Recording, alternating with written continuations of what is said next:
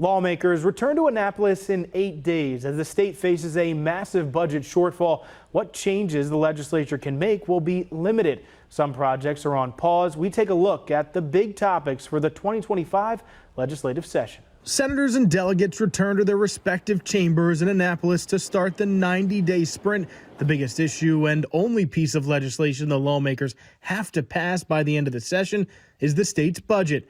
Projections show the state has to find $3 billion in savings or new money. Now a negative balance of nearly $400 million in fiscal 25, nearly $3 billion in fiscal 26, growing to over $6 billion in 2030. Maryland Democrats hold a supermajority, meaning the party truly holds the purse strings to decide how to balance this budget. This year is going to be tough decisions.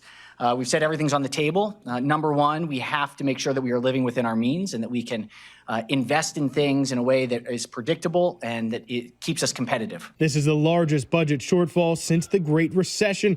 In the short term, lawmakers truly have two avenues to balance it: cut funding to programs and projects, education, transportation, public safety, or raise taxes and fees on Marylanders. We are going to have to look at revenues in certain areas because when we look at the budget overall, the gap is cannot be accomplished with cuts alone. Maryland Republicans are already pushing against increases to taxes and fees. I don't think our caucus is going to support tax increases unless it can be demonstrated in some way that doesn't make any sense to me that they won't have a negative effect. Jumpstarting Maryland's economy has been a goal of both parties since the pandemic.